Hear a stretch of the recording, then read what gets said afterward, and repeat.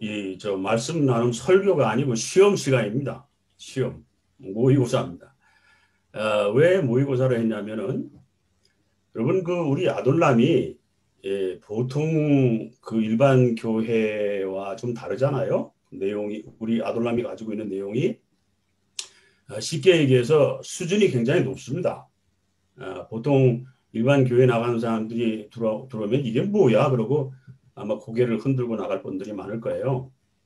그래서 이 재미로 선택을 했습니다만은 오늘 읽어드린 이 말씀은 택한 말씀은 신약 성경 가운데 가장 난해한 구절, 가장 어려운, 가장 해석이 다양한, 종잡을 수 없는 것으로 아주 손꼽히는 곳입니다. 그래서 이것을 넘어서 더 어려운, 그러니까 왈가왈부 하여튼 말이 많은 그렇게 없어요. 그 구절을 일부러 택했습니다. 모의고사니까. 문제는 뭐냐면 왜 바리새인들은 예수를 비웃었나였습니다. 비웃었나입니다. 미리 말씀드릴 것은 정답은 없습니다. 성경은 정답이 없는 책입니다. 어떤 사람은 성서에 모든 답이 있다고 생각하는 사람에게는 굉장히 어색한 얘기지만 성서는 나에게 질문하는 책이지 나에게 정답을 가져주는 정답책이 아닙니다. 그렇게 생각하는 사람들이 항상 문제를 일으키지요. 인터콥이나 전강훈이나 다 그런 사람들 아니겠습니까? 그래서 내가 질문을 찾아가야 됩니다. 한번 생각해 봅시다. 바리새인들이 예수를 왜 비웃었을까? 보통요, 예수님과 바리새인과 계속 신약성경에 보면 이 충돌이 나오잖아요. 그랬을 때 바리새인들의 반응은 이제 두 가지죠. 하나는 분노하는 거, 예수에 대해서 저런 처죽일 이렇게 분노하는 거. 또 하나는 어떤 죄의식, 자책감, 마음의 찔림을 가지고서 투덜투덜 하면서 돌아서든지 하는 두 가지입니다. 근데 이 두 가지가 아니고 이번 경우에 비웃었어요, 예수를. 비웃는다는 건 어떤 건가요? 비웃는다는 것은 한마디로 자기가 어떤 면에서 우위에 서 있다. 내가 너보다 뭔가 낫다고 생각할 때 비웃을 수 있지 낮은 자가 높은 자를 비웃을 수는 없잖아요. 그러니까 뭔가 예수를 우습게 생각하는 그런 반응을 나타냈습니다. 왜 그랬을까라고 하는 겁니다. 자, 여기서 오늘은 좀 정신분석학적 접근을 좀 해볼 필요가 있어요. 정신분석학적으로 보면은 이 자본주의의 신은 돈입니다. 그죠? 돈을 의식하지 않고는 아무 행동도 할 수 없어요. 그러니까 그렇게 말하면 좀 무리가 있겠고, 자본주의 사회의 모든 행동 양식에는 그 배경에는 돈이 깔려 있죠. 그것이 정상이죠. 그러니까 무의식적으로 자본주의 사회에서는 돈을 섬길 수밖에 없습니다. 저는 솔직히 말씀드리면 예수보다도 돈을 더 믿습니다. 예수보다도 돈을 더 믿어요. 확실합니다. 아주 고백합니다. 그런데 현실에서는 내가 돈을 아무리 믿어봤자 나에게 아무런 베네핏이 없어요. 돈 믿는다고. 그러나 예수를 믿고 따르면 많은 영감을 얻고 힘을 얻을 수 있습니다. 무슨 말씀인지 아시겠어요? 돈 아무리 열심히 믿어봤자 나한테 주어지는 건 아무것도 없어요. 그래서 예수를 정말 믿었을 때는 내게 챌린지를 주고 내게 많은 것을 줍니다. 이런 현실이 있습니다. 그래서 때로는 우리가 여기서 선택의 고민을 여러분한테 누가 돈이냐 예수냐 택하라 이렇게 그렇게 얘기할 도전이 있어요? 없죠. 사실은 없습니다. 그런데 그럴 때가 언제 있을까 싶지만은 우리는 알게 모르게 크고 작은 일로 그런 순간에 직면하게 됩니다. 무의식 속에서. 그럴 때 대부분은 무의식적으로 나에게 유익이 되는 돈을 택하게 됩니다. 근데 이게 무슨, 난 그런 적이 없는데? 이렇게 생각이 되실지도 모르겠어요. 여기서 그 두 주인, 돈과 하나님, 이 문제는 꼭 돈과 하나님의 문제가 아닙니다. 이거는 다른 말로 하면 가치와 이익의 문제입니다. 누가 우리에게 너 돈을 택할래? 예수를 택할래? 누가 그렇게 물어요? 그런 건 없습니다.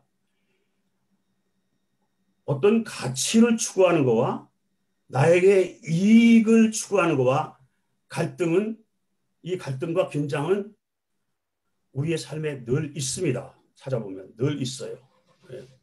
그래서 여기에 본문은 여기서 말하는 것은 가치와 이익의 갈등과 빈장 사이에서 어떻게 균형을 잡을 수 있는가라고 하는 문제를 얘기하는 거라고 볼 수 있습니다. 이제 예를 하나 들으면요, 저희 그 후배들 가운데 돈 문제만 없으면 목회를 아주 잘할 것 같은 후배들이 참 많아요. 돈 문제만 없으면. 차라리 저 사람이 돈을 선택했다면 아무런 고민이 없었을 텐데 예수를 택했기 때문에 문제가 되는 사람들이 많습니다. 세상 사람들이 다 돈 문제만 택해서 살잖아요. 아무 문제 없어요. 근데 굳이 예수를 택했어요. 그래서 항상 돈과 예수 사이에서 갈등하고 고민하는 균형이 잘 맞지 않는 그런 모습을 많이 봅니다. 좀 아주 구체적인 예를 하나 드려야 되겠네요. 아무래도. 제가 80년대 말에 광명시에서 이제 빈민 활동을 할 때 한 번 이제 87년에 큰 홍수가 났어요. 그래가지고서 막 사방에서 구호품이 이제 답지를 했습니다. 그래서 구호품이 워낙 많이 와서 그거를 좀 잘 골라서 이렇게 품질을 골라서 할 필요가 있어서 거기 그러려면 이제 시설이 필요했어요. 그래서 거기에 청소년 센터가 광명시에 새로 막 그때 세워졌어요. 그래서 얘기를 했더니 그 강당을 쓰라 그래서 강당에다 이제 물건을 이제 펼쳐놓고 한 일주일 동안 막 물건을 다 고르고 분류하는 작업을 했습니다. 그러면서 내가 그 일주일 동안 거기를 들락말락 하면서 무슨 생각이 들었냐면, 야, 내가 여기 취직을 해서 일을 하면 좋겠다. 왜냐면 동네도 그 근처니까 뭐 내 빈민촌 활동하는데 빈민 활동이라는 게 좋게 얘기해서 빈민 활동이지만 나쁘게 얘기하면 룸펜 생활이거든요. 뭐 아침 늦게까지 찾아빠져 자고 슬슬 걸어 나와서 걸어다니면 되는 거니까 일에는 지장이 없으니까 여기 취직을 하면 좋겠다는 생각이 들었습니다. 근데 거기 취직을 하는 건 저한테는 어려운 일이 하나도 아니었어요. 왜냐하면 그 당시 그 청소년 연맹의 총재가 육군 대장에서 바로 예편한 사람이에요. 그 당시 이제 전두환 때니까요. 근데 그 당시 육군 참모총장이 누구냐면 박희도 대장입니다. 박희도 대장 우리 처삼촌이에요. 그 양반한테 얘기하면 거기 들어가는 건 뭐 아무것도 아니죠. 껌값이죠. 거기 뭐 청소년 때 직업에 들어가는 거죠. 고민 참 많이 했습니다. 일주일 내내 야, 박 대장한테 찾아가서 얘기를 해 말어 얘기를 해 말어. 이게 저의 갈등과 고민이었어요. 그때의 제 뇌리에 생각하는 게 뭐냐면 도를 명하여 떡이 되게 하라는 말씀이 생각이 났습니다.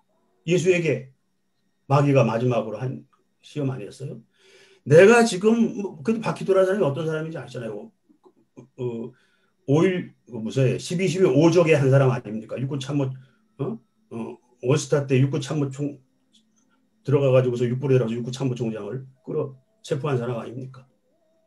아무리 지방관이라고 해도 그 사람은 역사에 오점을 남긴 사람입니다. 근데 그 사람한테 가서 내가 그런 얘기를 한다고 하면 결국 제가 떳떳하지 못할 거 아니겠어요.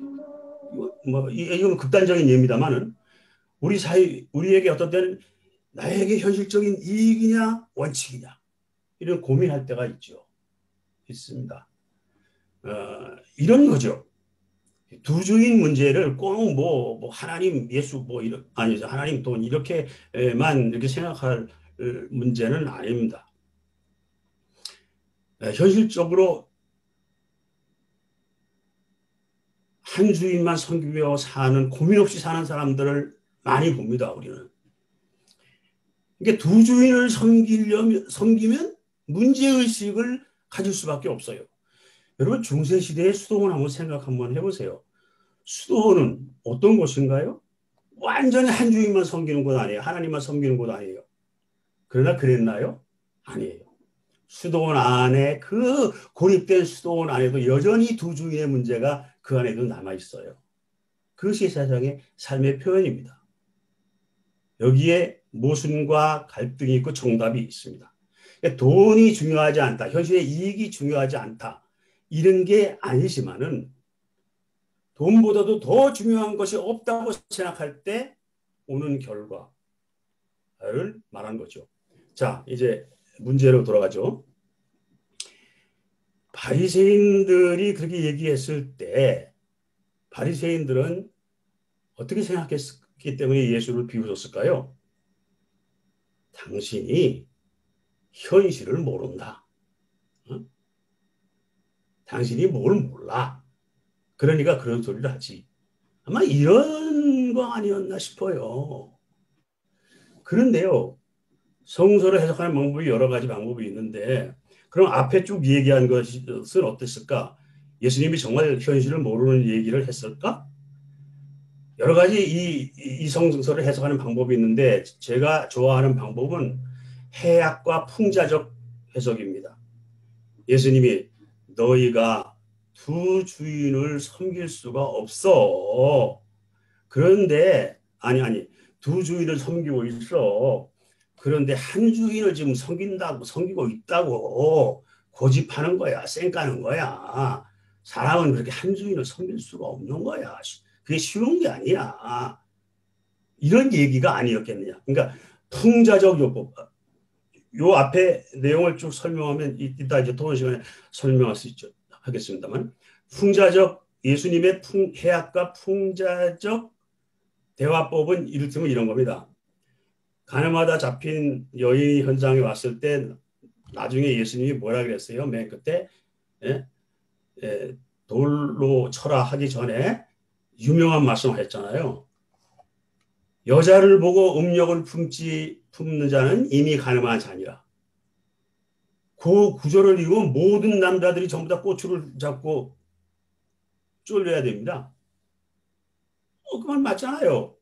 그 얘기는 뭔 얘기냐면, 그래? 바리새인들이 아주 거룩한 채 하고 우리는 뭐 저 창녀와 같지 않고 할 때, 그려? 여자를 보고 안 걸려? 이 얘기 아니겠냐? 여자를 보고 꼴리지 않아? 이런 얘기. 자, 원수를 사랑하라는 말씀 생각해 봅시다. 예수님이 고백하기 전에 뭐라 그랬냐면은, 말씀에 원수는 미워하고 내 이웃을 사랑하라고 했지만 나는 원수를 사랑하라고 한다. 이 말은 진짜 원수를 사랑한다는 얘기가 아니라 바리새인들과의 긴장된 대화 속에서 바리새인들이 자기는 의롭고 자기는 이웃을 사랑하고 뭐 이렇게 얘기를 했을 때, 네가 정말 이웃을 사랑해? 원수를 사랑할 정도가 돼야지 사랑을 얘기할 수 있는 거야. 이를테면 이런 식의 대화, 이런 풍자와 상대방을 뒤통수를 치는 대화, 이런 대화의 하나의 방법으로 해석하는 수 있다고 보는 겁니다. 한 주인을 섬긴다고? 어림없는 사람이 말어. 다 두 주인을 너희들이 섬기고 있어. 이런 풍자적 해석, 이런 해학적 해석, 이런 식으로 이 얘기를 한 것을 바리새인들은 곧이곧대로 받아들이고, 그렇기 때문에 우습게 생각한 것이 아닌가, 비웃은 것이 아닌가라고 하는 해석입니다. 이것이 이제 오늘 제 해석이고요. 우리 이제 토론하면서 계속 얘기하도록 하죠. 기도하겠습니다. 하나님, 오늘 하나님 말씀을 저희가 분석해보고 또 따져보았습니다. 저희들에게 참으로 지혜를 주시어서 잘 분별할 수 있는 능력을 주시기를 원합니다. 이제는 예수 그리스도의 은혜와 성령의 이 시간에도 살아서 역사하시는 그 파워와, 그리고 하나님이 하나님께서 보호하시고 인도하시는 그 인도하심이 이 아돌람을 통해서 만난 우리들이 이 세상 끝날까지 함께할 수 있도록 축복하시옵소서. 아멘.